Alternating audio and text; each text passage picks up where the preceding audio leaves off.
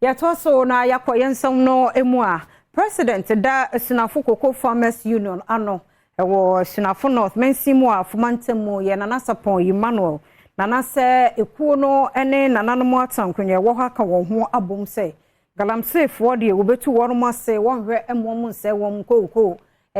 kwaye no nti wo mo eka wo ho abom no wako ati asafo ni nyina Adom TV etwaso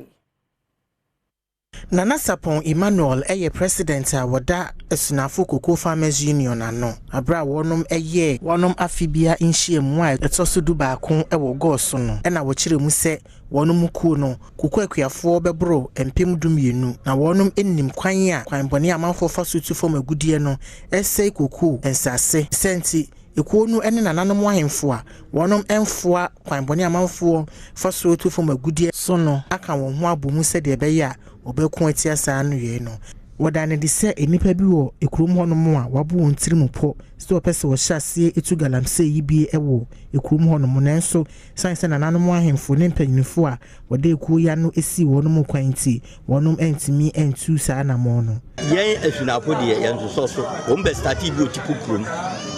etu hoda moma jaye afi bi ba kasapen President a usi so no aye ejadan eso tu hu na mo ema jaye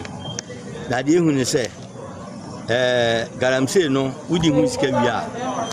wapem koko su die sika na isa abo ba no empo no ebeba da bia sika no ebeba nkakra da bia eye galamsey ni yantwe hu pi ho na yeni die koko no so ye na nanom di ajaye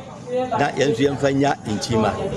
Amani boni ene Nana Sapon Emmanuel esan twetwe nkomo esan so bisa no kokoo buo foforo aban ede aba no ho na ensem a wodi tu dwa no enie de yasom bize yase anwansena ni hwe no opesa nsem ti yeke Ghana kokoo ayinya ene mfaso ayinya na ehwe akuafo so kwan a